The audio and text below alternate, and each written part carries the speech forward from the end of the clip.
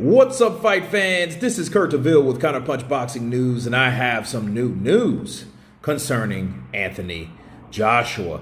Anthony Joshua states this. He states, I'm thinking about starting a GoFundMe page to raise money for Wilder's step-aside payment. 20 million pounds. So I can smoke that fat guy with the skinny legs from Manchester. Laughing emoji. These heavyweights need a podcast or something because they do more talking than fighting. Those are the words of Anthony Joshua. This is Joshua's time to shine. You know, Canelo came out of his shell, so why not Anthony Joshua? But to be fair, Anthony Joshua does give you his shares in that dark side to who he is. And I say dark side, I mean, you know, he has the persona, he has the image, but every so often he'll say, what the fuck is that? Go fuck yourself. Things like that. And you're like, whoa, where'd that come from? Nice guy. But this here is, I think it's warranted because that's supposedly the amount of money that Wilder wanted. I'm not sure, and it's not really said that he wanted that.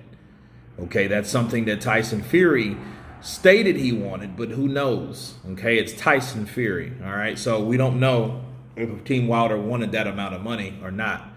You know, according to Malik Scott, Coach Scott, right now, they said they didn't want anything. It wasn't anything that you could give me, you know.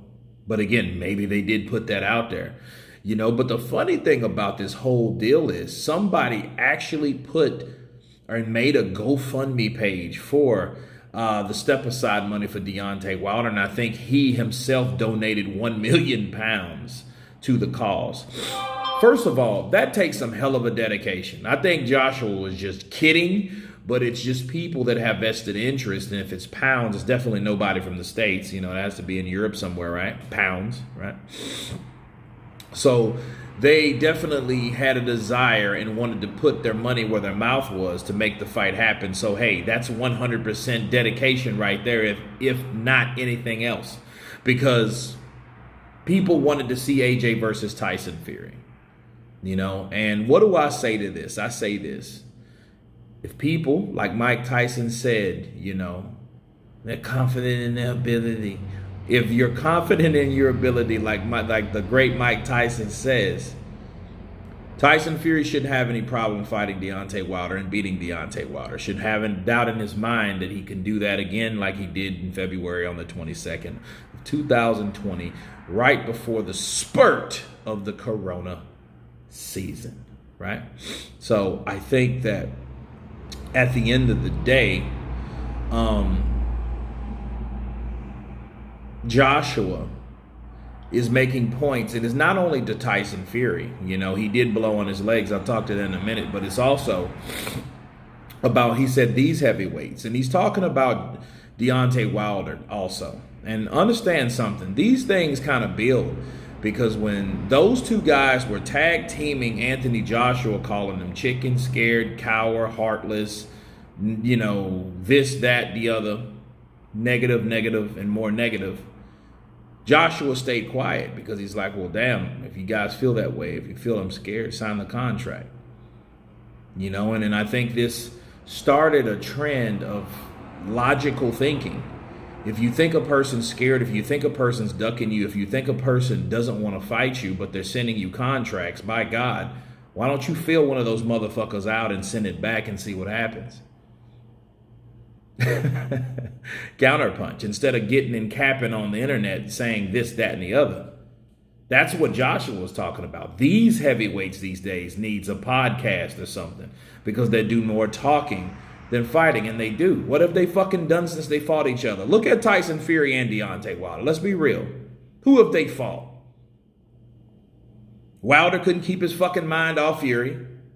Fury obviously couldn't get away from Wilder, so damn, they deserve each other at the end of the day, arm and fucking arm. Counterpunch. You know, but yeah, they have everything to say about Joshua. You know what I mean? You won't stop. That won't stop. That won't stop at all, right? Not that. So yeah, so Joshua was like, well, everybody has everything to say about me, but at the end of the day, right? At the end of the day, I feel that Joshua's heard people talk and not do anything else. Meanwhile, he's fought Andy Ruiz twice. He's fought Kubrat Pulev is mandatory. So he's fought 3 times. Where these guys have only fought once. Make that shit make sense. That's just facts, people. Okay, so what he was getting at is, you know, they talk a lot, but none of them's fighting him. Tyson Fury talked a lot. He may or may not knew that that fight might not even happen due to the shit that he was trying to keep on the low or trying to downplay. Okay, these are facts.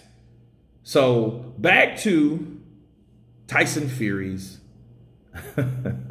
skinny legs.